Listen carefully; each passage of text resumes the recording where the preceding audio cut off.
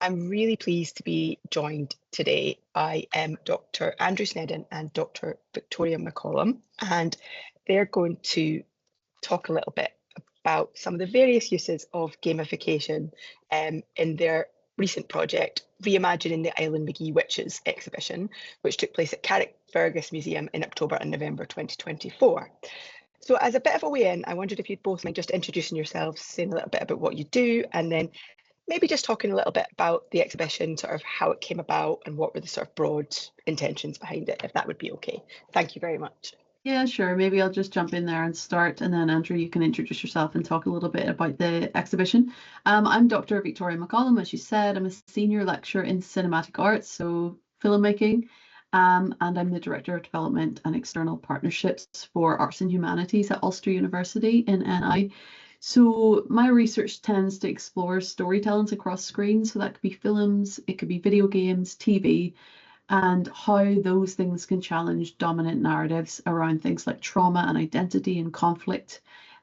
So that's where I'm coming from. Andrew and I are in the same school, the School of Arts and Humanities, but I'll let Andrew introduce himself. Yeah, I'm Dr. Andrew Sneddon. I'm a senior lecturer in history, also in Ulster University. And my research is basically history of medicine, religion, and the supernatural, but focusing on magic and witchcraft. But I've been almost since the start when I've been looking at Irish witchcraft, because it was left out of the equation when people were looking at witch trials. I've tried to have a public focus. So I would write academic books, but public-facing books, and work with new media as well. And it all took off again when, Victoria and I got together.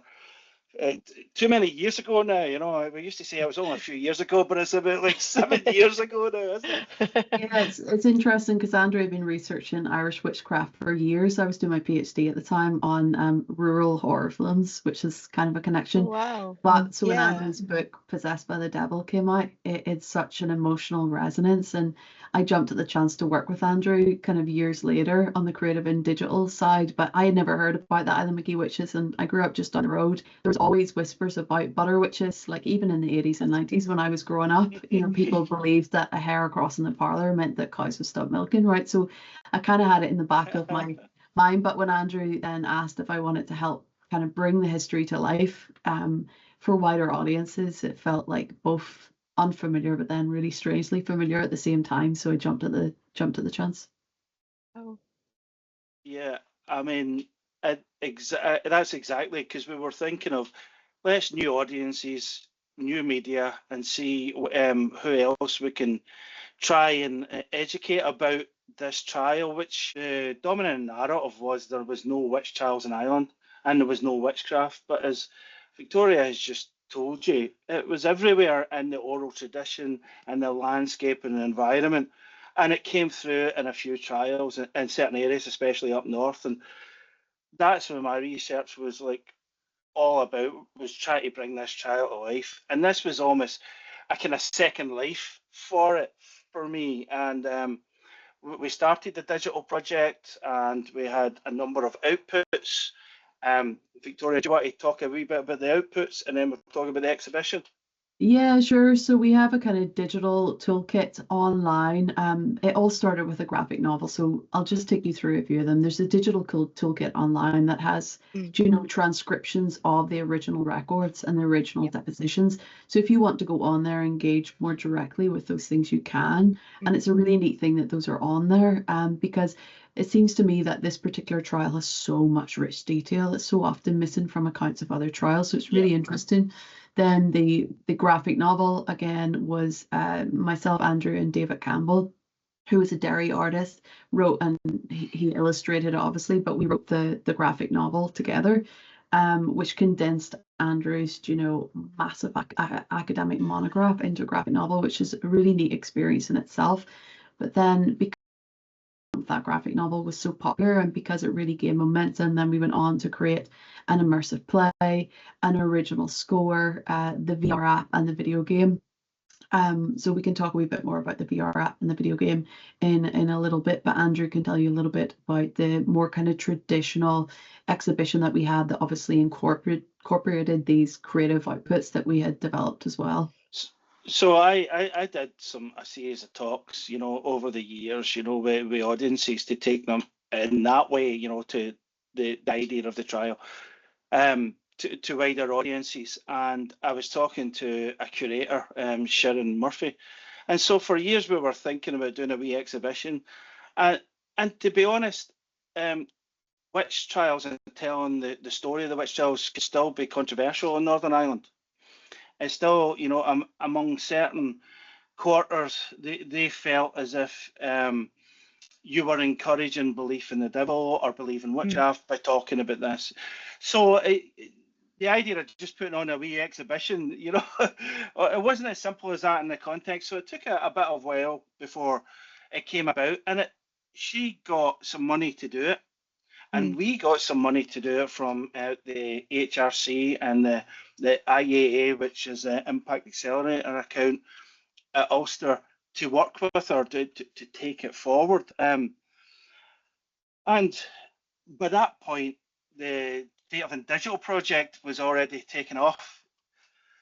So I was, we had been talking about getting magical objects, getting the original documents up, doing all that, doing the kind of panels to tell the story. But then I said to Victoria, we've got all this stuff. And we were working also with Dr. Helen Jackson. And it took off from there. So it became something more.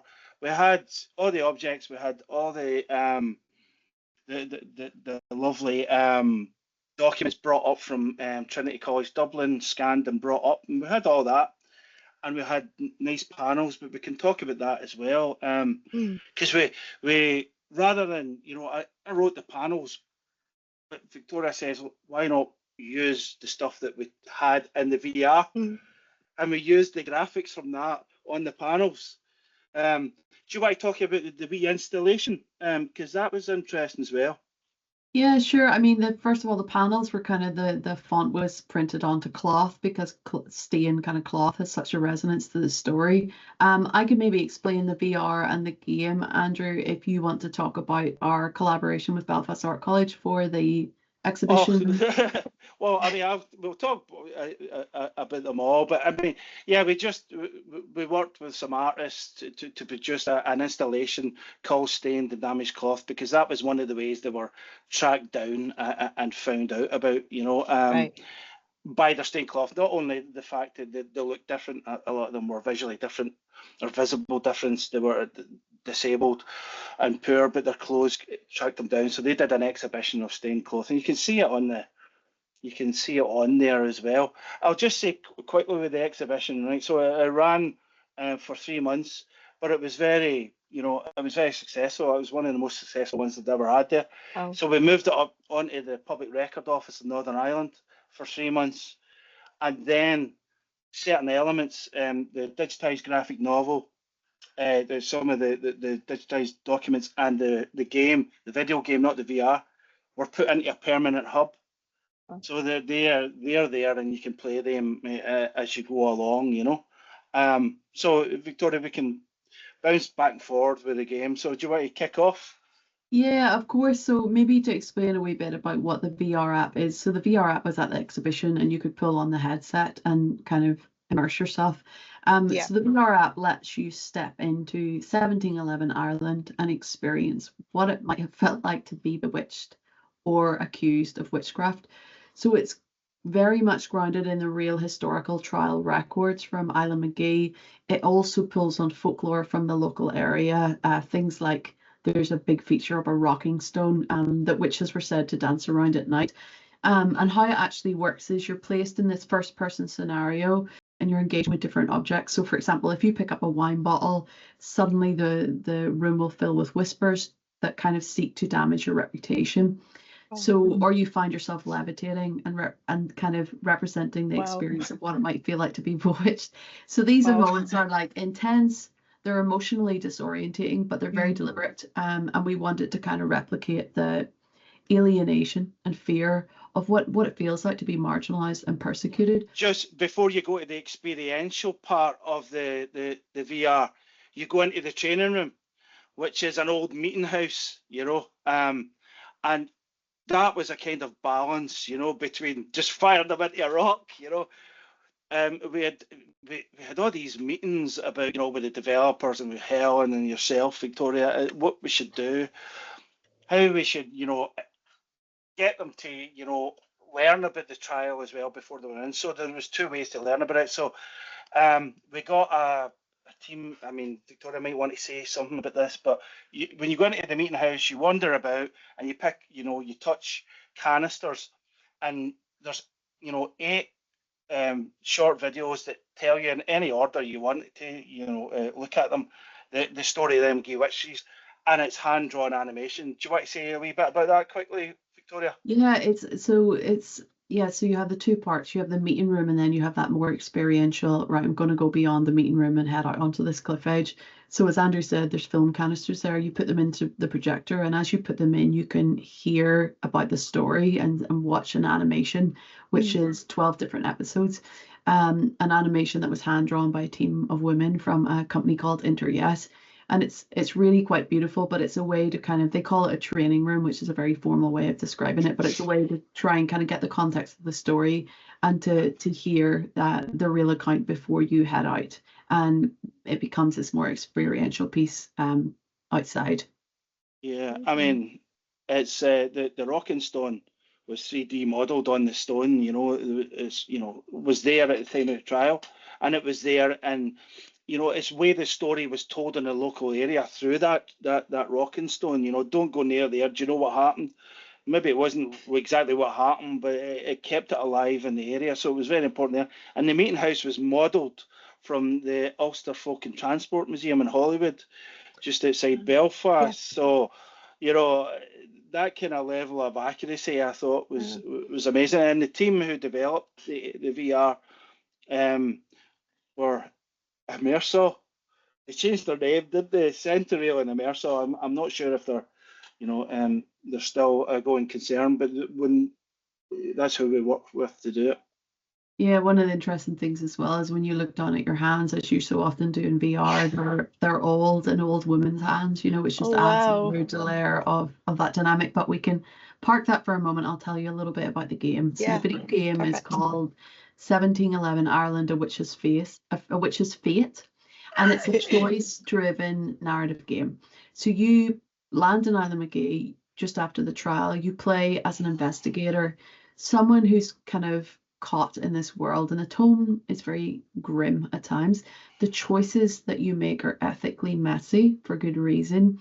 You're not just solving a mystery, you're confronting, I guess, how power and belief and fear shape lives.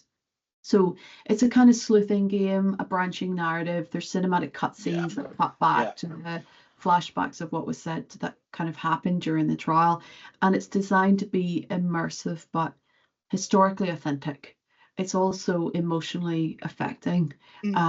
So your decisions change the story, who you trust, what you believe, how you interpret the evidence. All of this has consequences. So that's very much, so you can see how the two they're very much kind of sitting alongside each other and maybe complement each other, but there's some little bits of overlap there just in terms of how we designed them. Yeah. No, that sounds so interesting. There's so much there that I'd love to kind of pick up on a little bit more. I suppose firstly, just thinking about from this really powerful story that you're telling, which sounds to me like, I loved what you said about these kind of stories being kind of present, but also not present, I suppose, Victoria, like, they're sort of maybe not really spoken about, but also they are, if that makes sense. So I suppose when you're thinking about the use of games, so the VR and then the video game, what did you kind of specifically feel that they had to add to the telling of these stories, if that makes sense?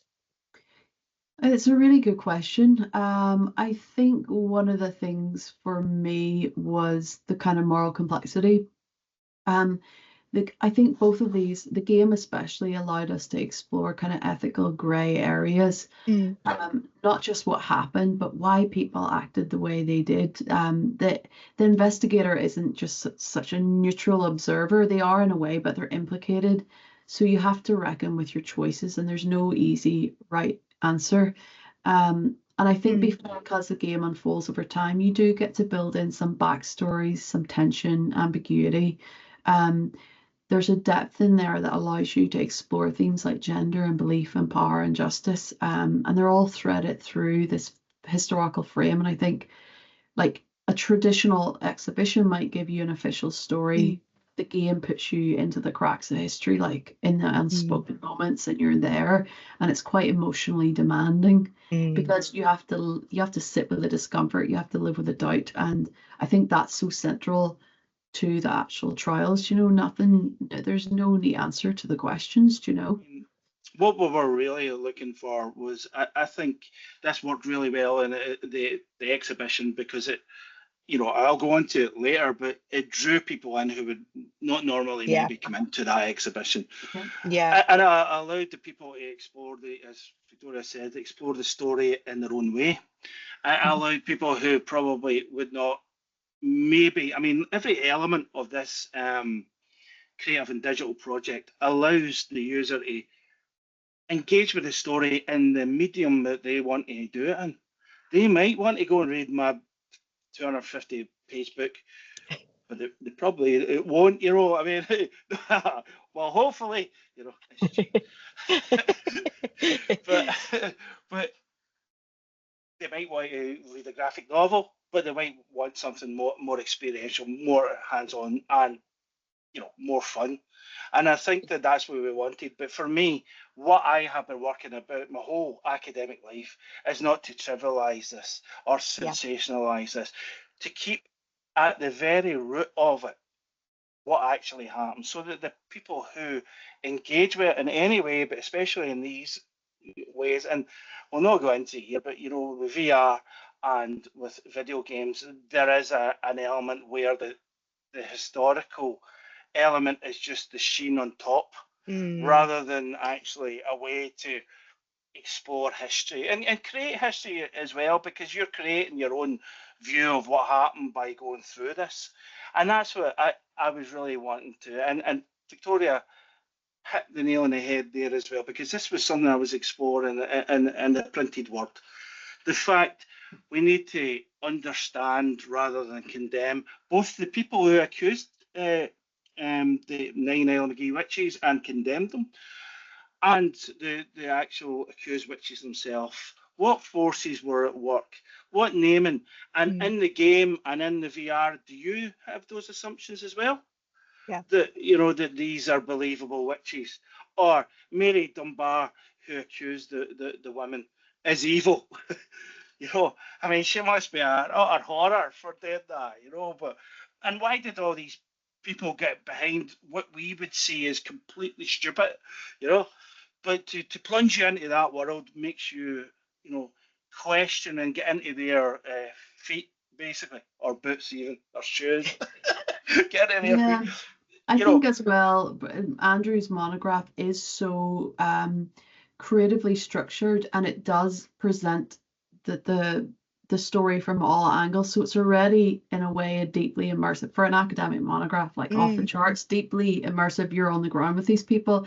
But I think there's something about, like, if you're playing a game or on a VR app, you're not reading about marginalization, you're experiencing it first time. Yes. And I think when it comes to things like difficult heritage, that kind of deep emotional engagement's really, really important. Yeah. And that's the VR especially, it does produce that visceral sense of disorientation and alienation and all those things. Like, some people feel sick when they're on VR, but we were using the things that people try to get rid of in VR was what we were kind of moving towards. We wanted people to feel a bit disorientated, a bit alienated, because those are the sensations that many accused witches likely felt. So it's a different kind of, it's funny when you're leaning into the very things that people are trying to push away. That's really interesting, particularly from the point of view of the VR, and we can maybe touch on that a little bit more later when we talk about kind of audience, because I find that really interesting, that these kind of aspects, as you said, that are deemed not kind of desirable in VR was the very things you were trying to think, well, this is how we're going to capture this really important story. So I suppose just kind of on storytelling as well, a couple of things jumped out at me there about, again, this kind of really powerful and important story, that it's important to get it right and kind of do it justice because it is so important, I suppose. So again, Victoria, you kind of touched on this idea of difficult heritage and difficult kind of, difficult heritage.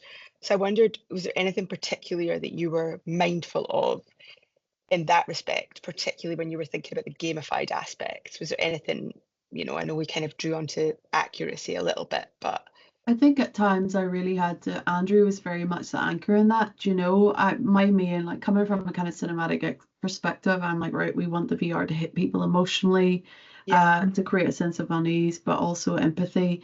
And there are cinematic tools that you can use to do that. It sounds very manipulative, but that's what it is. It's an apparatus, right? So you're not watching someone be accused, you are the accused, and it's very much you're trying to shift the audience from being a passive observer to being that embodied participant. But in order to hope that users would reflect on how their belief systems and how power structure shaped people's lives, it had to be historical, it had to be accurate, it had to be careful.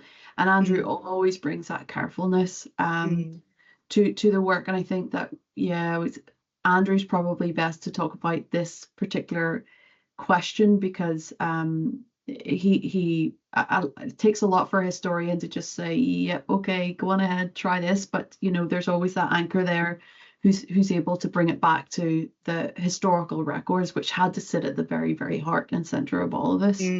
Well, what I felt like straight away is that it had to be a good game. It had to be a good graphic novel, right? I mean, I'm a historian, but I'm also a gamer. I read, nonsense comics, right? And what I felt with a lot of public history, right? It was an add-on. It wasn't the project, And, that if you go too far, making it historical accurate, it doesn't become a good game either. So it was always this kind of tightrope between what you can do and what you can't do, or what we think that you can do, but we didn't change anything, and I think with the video game it's different from the VR, because the video game, I remember talking to Brian and yourself right at the beginning and saying, see if we put it after the trial, that gives us more leeway to explore the story, to talk to people after the fact. We don't have to stick to the story because it's a step away. Whereas the VR was, everything in the VR, right? The levitation, well, as a spoilers, everything in the VR was described in the historical records, But I suppose, most of the kind of mad cutscenes that Victoria will tell you about in the video game are the same. They look unbelievable, but people describe these under oath. So for me, it was at that tightrope between, form and function, theme and accuracy.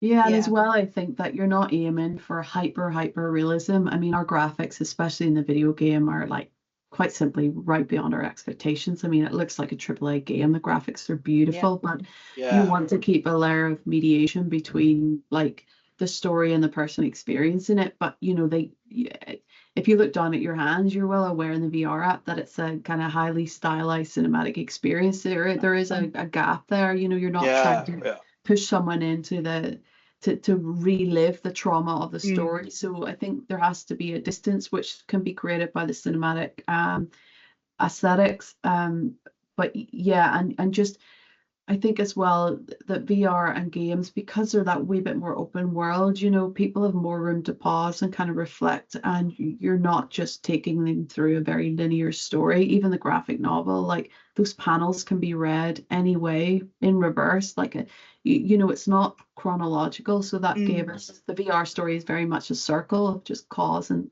action, cause and effect. But I think that's what left it really kind of deeply immersive, but not kind of instructing someone too much about how to think and what to feel. Absolutely. And you touched on difficult heritage and difficult history. I mean, if you look at the history of the witch trials, there's 50,000 people executed for this, 80% women. A percentage were children, and children is under the age of 13 in this period. So it is traumatic anyway. And you know, that is one thing. I mean, it's like any kind of difficult or heritage or history. You have to step carefully anyway. I mean, it's not, you know, let's not have, you know, a league table of horrors in the world, but the witch trials, you know, for many people are up there, you know, so you're starting from that anyway, and then you're starting from, you know, Northern Ireland, where history is contested, the past is contested, and it can you know, discomfort and, you know, upset if you don't do it. So that's always at the back of my mind when I do public history as well, you know, and we can talk about audience there as well, you know, that's kind of bleeding into that. But yeah, it was difficult history and it was difficult heritage, and I think that was key to our approach as well. Yeah, no, that sounds really interesting. Again, there's so much there. I really liked what you were saying about the different choices, and the kind of ambiguity that was offered by the game has been really important, both for learning about the you know, as a learning kind of experience, but also as a sort of almost like self-reflective kind of tool, in a way to kind of think, well, what would I have done if I was there? And it seems to me that the gamified aspects offer something in that respect that a traditional, I use traditional, and, you know, in quite a ambiguous way there, but that did not, if that makes sense. So it's adding to the exhibition. Absolutely, absolutely. Yeah. So maybe that does kind of, there might be a few points to come back to there, but kind of seek into audience a little bit, as you said, Andrew. So I suppose thinking about the game and the VR, if you're thinking about your audience for your exhibition, I suppose what were your hopes or your intentions for the gamified aspects from the point of view of your audience, I suppose? And were there specific kind of goals that you had, or was it just a bit kind of more holistic in that sense? So yeah, what were your kind of hopes for the gamified aspects from your point of view of audience? I think with the game, we're aiming for critical reception through immersion. We're hoping that players aren't just getting wrapped up in this story, but they're going to really sit with some of the decisions they make. Yep. One of the things, because it's about reckoning with belief and justice and complicity, right? The game, I mean, young and old can play it. The VR app's the exact same. But I think what's really interesting is just, we always kept, like, beside the video game at the exhibition, we kept a big fishbowl where people could write some of their comments and leave them in. We collected feedback all the time. We're still gathering feedback. I mean, one of the things I was surprised at, I mean, when we were launching the graphic novel, it went brilliantly. It was sold out. It was an amazing event. But the one thing I remember, and we got so many thousands of lovely comments. The one comment I remember is someone just kind of waiting for hours to walk up to the table to touch the graphic novel and say, "Is this about the trial?" "Yeah, I don't want to read it. I don't believe this is right." You know, and you're kind of like, it's that thing of like, it's so lovely that users came along and kind of engaged with that at the exhibition. And I think when it's in an exhibition space, it gives it a kind of credibility too. So people think, oh yes, no, this is fine. People have been very carefully developing this. I can come ahead and put the VR headset on and try. And like, some people came out of the VR headset looking kind of genuinely rattled, but in a good way. Yeah. And you know, some would comment that they might never understand what that social persecution feels like until they use the app. Some teachers would like to use it in school to kind of open up discussions in classrooms about empathy and gender and justice, and that's really, really rewarding and a really great thing. But some users, I guess, had to remove the headset, walk away because it was too intense, and maybe come back to it for a second time, and then they're noticing new narrative threads. But I think you can't be too precious about the comments that people will make, especially when something's kind of new or innovative and they're not quite sure about it. You need to be kind of ready for that not quite sure, and be because it takes a certain amount of courage to do this, and then you need to be ready on the other side to answer to it and to stand by it, you know. Yeah, absolutely. I mean, what struck me was the different way that people interacted with it. When they come in, they would play the VR for a shorter amount of time. Some people would love it, some people wouldn't. Some people, when you ask them or why they put it on, would say, because I've never done VR before. So to be honest, some people were just in to have a go at the VR, at the technology, and they'd never done it before.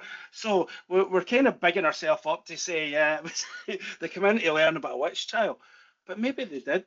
And to be honest, that's what. So the Islandmagee trial, when I started looking in 2009, nobody'd really known about it, and they should, because if this had happened in England and Scotland's catching up, they would have known about it. So even at the very baseline, they would have went away knowing there was a trial. And I think that, I don't know, I think Victoria will probably agree, I think the VR was the big draw in. But once they were in there, they played for longer and more in depth in the video game. And it was only like 25 minutes. And the good thing about the video game, we came up periodically. People would leave comments and we would go and change the game and then bring it up. Really?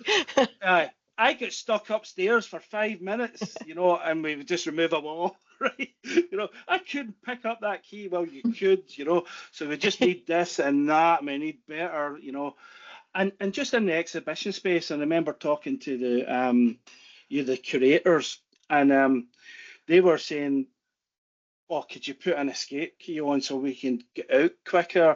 Or, after 5 minutes, can it go back to the start?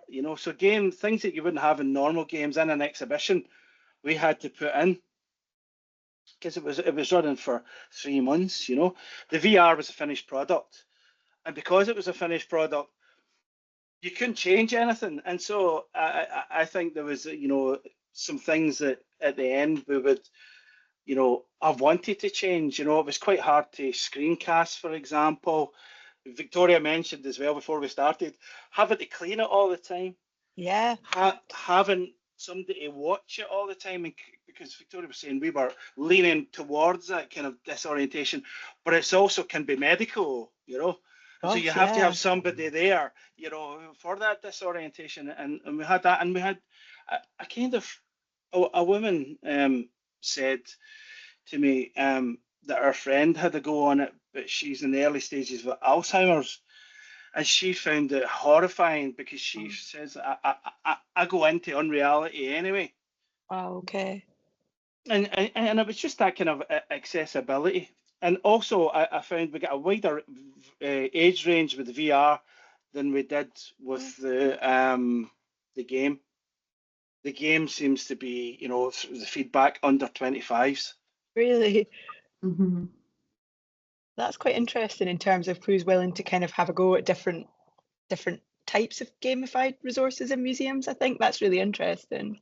I think young people as well come into the museum, they walk in the door and they see a lovely comfortable computer chair with a big set of headphones and a big screen. They're just like a moth to a flame, Absolutely. Yeah. And they know how to use keyboard and a mouse. I mean, and we obviously, after the feedback, you can use it in a gamepad now, but at the time it was, and all those kids brought up Minecraft straight on there, No, there's again loads to kind of chat about there. So I suppose just as a starting point, you seem to indicate that this is, and this Reimagining the Islandmagee Witches as a kind of title, that the gamified aspects are part of, or could be part of, bringing this story to a new audience, and quite an important part of drawing people in, I suppose. Would that be fair to say? I think so. Yeah, absolutely. I mean, for me as a historian, what I wanted to move away from, and it's something that I've been dragged away from, was disseminative public history, where I've wrote a book, there you go. And for everything that Victoria says and we've discussed, this is not it. Everybody, including the end user, is creating, their historical interpretation, because history isn't the past. The past is gone. History is interpretation. So they're actually creating history themselves. And that's what I wanted to go with public history. I didn't want to be this policing history type of guy, and that's what I'm saying. It was hard because you know the you know the record so well that it's hard to do sometimes. But that's what I was aiming for, you know. I think that's one of the things that makes the project so innovative. Like if you think of the VR app, it throws you into the emotional and psychological world of the accused. You don't observe it from a safe distance, even though you do. You inhabit that world. And even though we're drawing on the trial records and folklore, it's a sensory affective experience, you know, it's something different. That everybody created. I mean, like Victoria, Helen, everybody's created that, and the video game as well. You know, Brian Coyle, Sabrina Minter, who are the developers. But, you know, all the people who used the video game, you know, helped us. And, you know, I mean, Victoria, do you want to say a wee bit about the testing that we've done post-exhibition? Yeah, I think that we've tested the game because we're kind of constantly we're just interested in the feedback, and we want to constantly make new iterations of it and to tweak it and to fine tune it. Do you know what? I think that's one of the great kind of gifts of this particular format. Like it's never really done. We can install a update remotely to any machine. You know, it's about really getting it right, and you can go back and forward and you release and you test and you tweak and you release and you test and tweak. So it's not like a book where it's traveling into the world and that's it, you can't do anything about it. You know, you can't come back unless it's the second edition. Andrew's second edition of Possessed by the Devil has just been released. Yeah, you know, yeah, it's a brilliant read. But with the VR app of the game, you know, you do have that opportunity to go back and from a design perspective, really you should, you know, and go back and tweak. And I think that's really, really nice.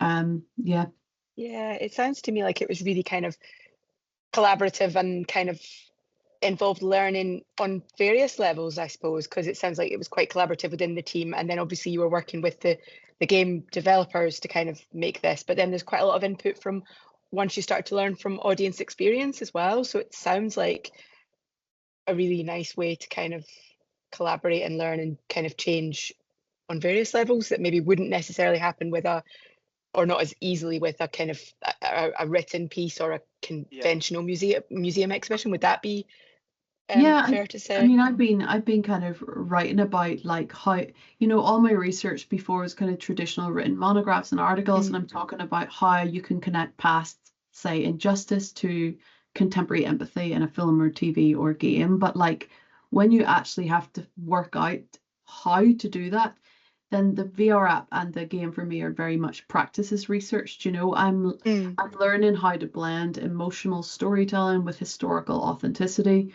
But I'm only learning via doing, you know, I'm learning through the practice. And when you play the game very much articulates the findings of Andrew's research. So it's, you know, it's really, really, really interesting that way, I think.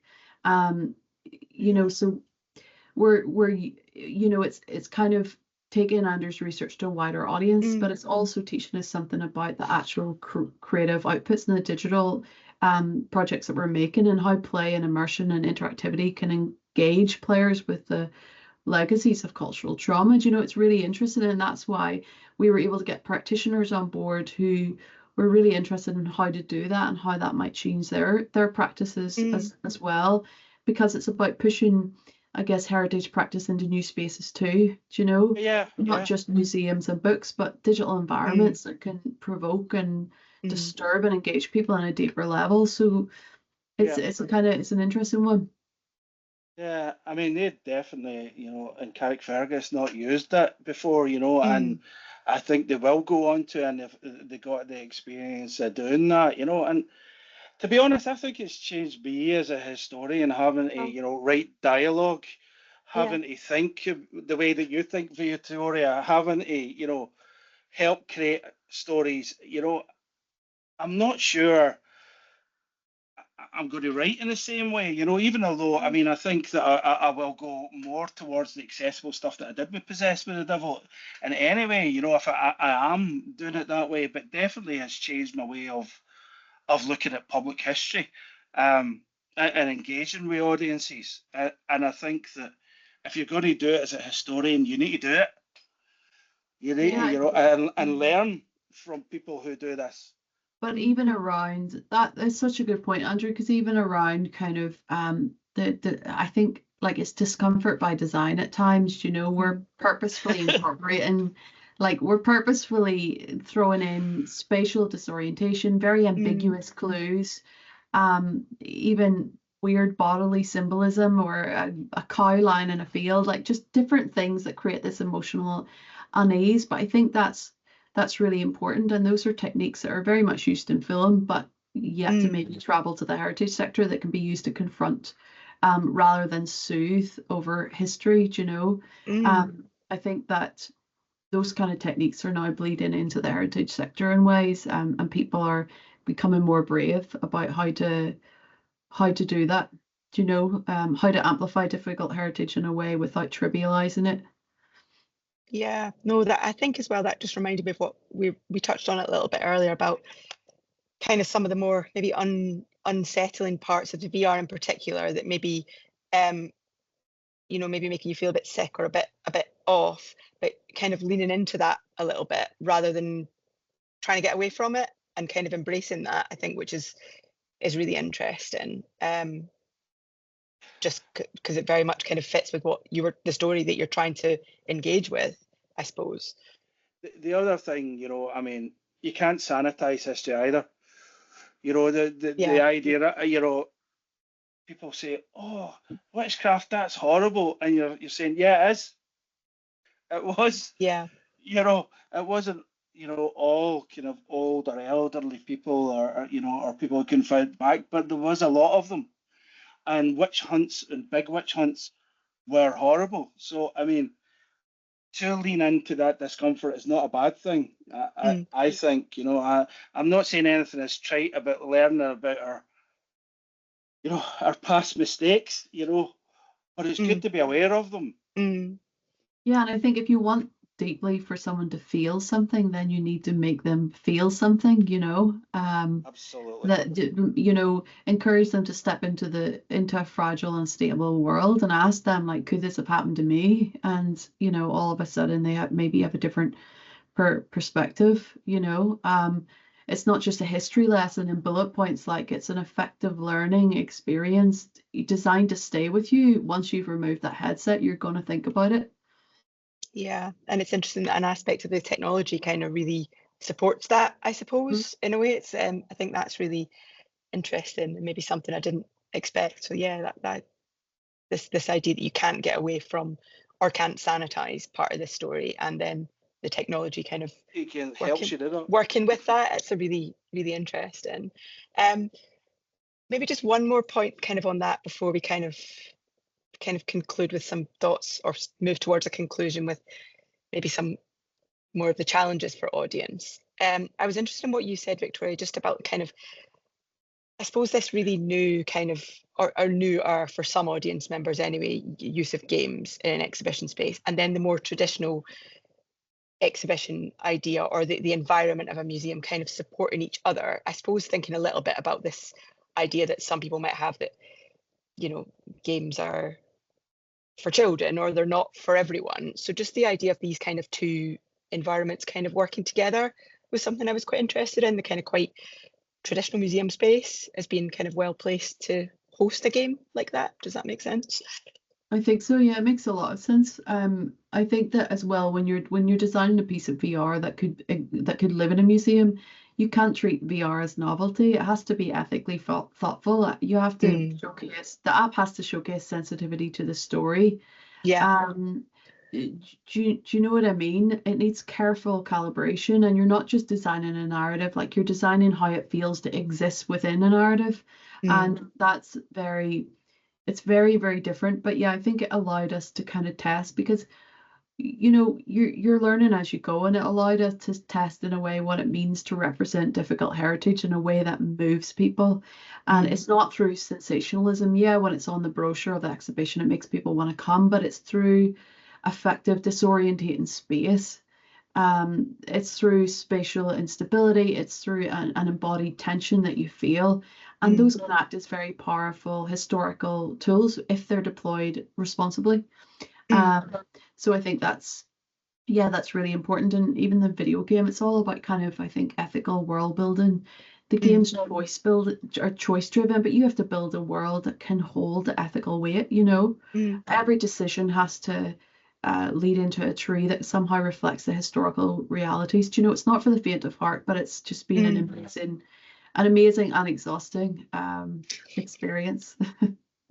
Yeah, there's a real like depth there by the sounds of it, that, as we said, you know, you're not going to just get from the exhibition, or not as easily from an exhibition, in a more traditional way. It makes you think about history. Like when you design a game about a piece of Irish cultural heritage, like you realize that history is a network of decisions, you know. Yeah. So, you know, and you kind of script accordingly, but we've invited the audience to kind of co-author that narrative, you know, like. Yeah. And there's a risk in that, but there's a joy in it too. Do you know? It's rewarding. Yeah. I think the work together as well. I mean, I think if you said we're having an exhibition with VR in a game and a graphic novel, you would just cut out a whole sway of people. But you get them in, they read the story, you know, and it's done so they can read it in 5 to 7 minutes. Then they look at some of the witch stones, or they look at, you know, some of the things about, you know, the place. And where we actually had it is within throwing distance of where the trial took place. Right. Yeah. So that the sense of place, I think, was very important to it all as well. And then you play a computer game where we have recreated Carrickfergus. A computer game where we've recreated Islandmagee. You know, so you're seeing it in an abstract way, in an intellectual way, and then you're going doing it. Yeah. And I think that way that it all worked together really well, you know. And what they also said with the feedback was people stayed. Usually the exhibitions, people come 10 to 15 minutes. They were staying up to 45 minutes. I think the average was 35 minutes. So there was more people coming through the door, and more people were staying for longer. Because of this, you can navigate the way you want to, you know, engage with the story as well. Yeah. Yeah. I think there are real barriers there too. Like when I think back to the exhibition, the tech and the infrastructure, we kind of mentioned it. VR is still treated like a novelty, and there's a lack of dedicated equipment. You need support staff. You know, we had to like repurpose the exhibition space and kind of build our own corner, and it took time. It took resources. You know, we needed additional research funding to make the app, and we were juggling that alongside like massive teaching loads, supervision, admin, and then you have this thing existing in the background, and like there's a mismatch of skills. Like I didn't. Andrew said to me, do you know, so how do we write a VR app? And I'm like, well, I don't know. You know, like so you need to then quickly learn, and you need to kind of test, and but it requires serious trust in that collaboration, I think. And then of course our institution is brilliant around screen-based research, really supportive, but you know, often colleagues will see VR as a game, as a kind of like, you know, that's not serious research, like you're just kind of playing over there, and you have to do a lot of advocating both inside the institution and outside, that like these are legitimate methods, you know. So that's kind of important. You have to advocate to get the same respect for that monographed or peer reviewed article, and they're not competing, they're complementing, you know. Yeah, so it's kind of building an understanding of the potential of these.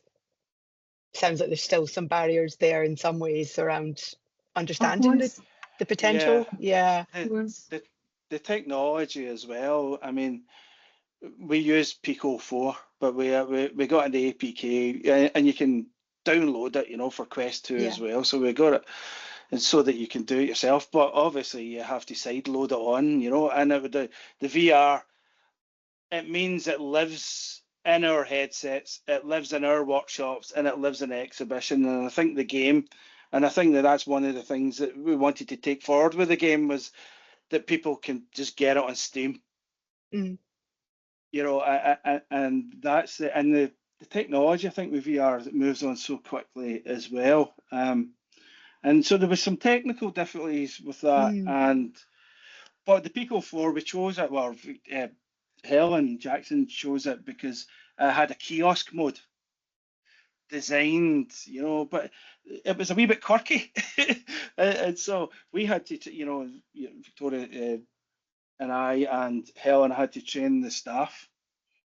You know, and they got used to it, you know, and they got used to ways around it, and the fact that it was very hard when you can't screen project. You know, if you can't project what they're seeing, it's very hard to tell people who have never used VR.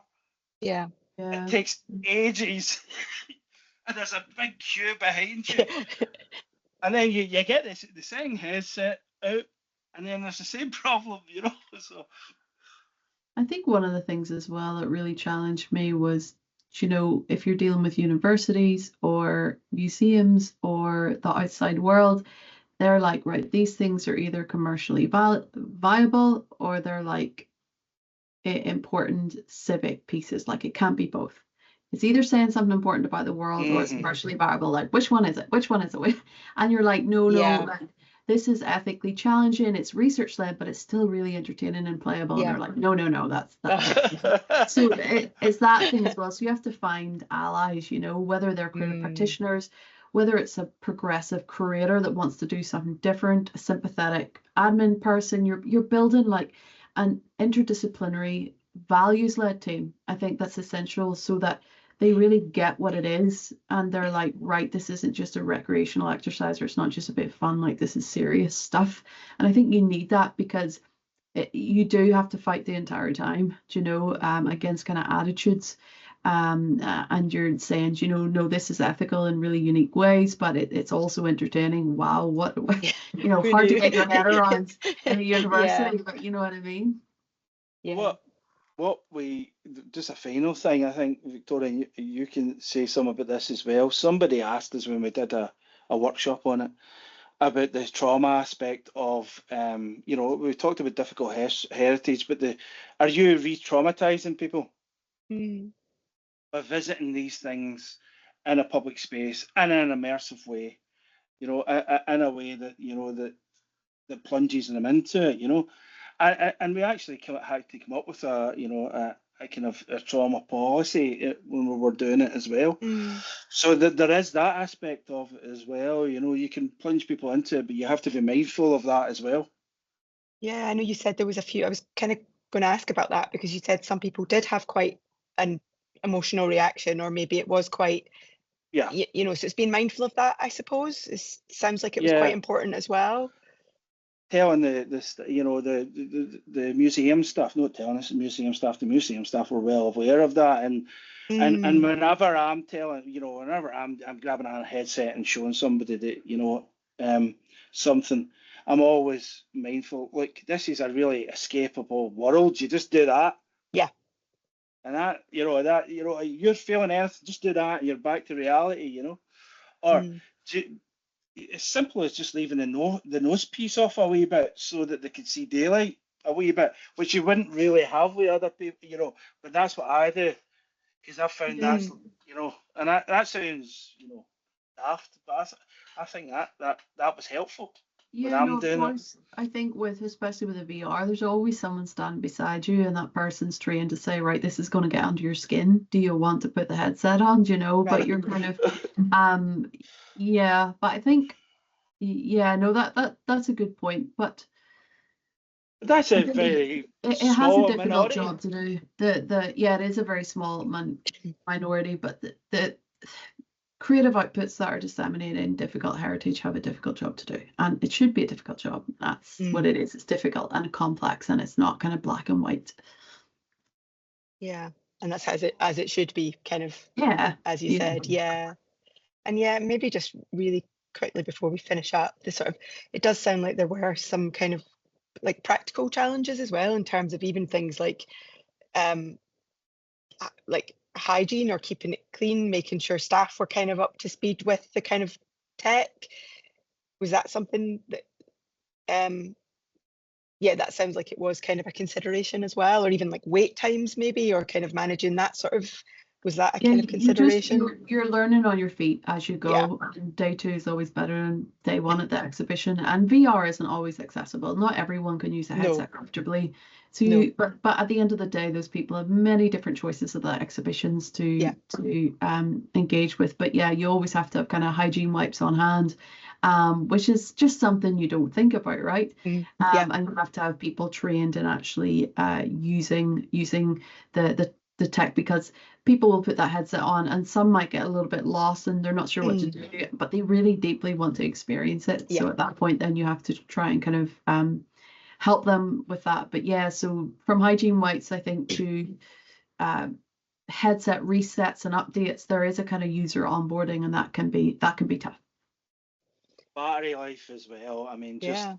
we had two headsets and they were quite long battery lives, but you know, they ended up in the practical sense of, you know, well, you know how, you know, obviously know that you had to set up the user area and all that, and every time you swapped over, so they ended up using the one headset rather than the two headsets, and that had a battery life problem. Well, not a problem, but you know, just informally talking to the staff, they thought it was a really, you know, a really great way to bring people in, but they found it hard work, you know, but fulfilling. But you know, it was, you know, it was hard, but they learned so much about it. And Sharon Murphy has, with Helen, have done talks on it, and she's wrote a wee blog piece on it as well. So it has brought them on, and I think everybody's learned so much about how you would do it. You know, I do think as well it should be hard work, like it should be. Oh, absolutely, it absolutely should be. You know, and if you're using that on it, you know, there is things I think that, you know, maybe we should come up with a do's and don'ts, you know, Victoria, you know. Yeah, I think You know, it's very intensive, and they take years to develop one of these outputs, and they're iterative. You have to constantly test, you have to revise, you have to debug, Yeah. you have to refine. That requires real close collaboration across so many disciplines, whether it's writers or artists or coders or Yeah. sound designers or historians. It is labor heavy, but I think it's worth it. Absolutely, it's the best thing I've done in years. You know, I've learned so much. Yeah, that's amazing. And I suppose just two kind of questions just to finish. I suppose just in terms of the like audience reception and kind of visitor numbers and things like that, it sounds like you were kind of collecting feedback all the time.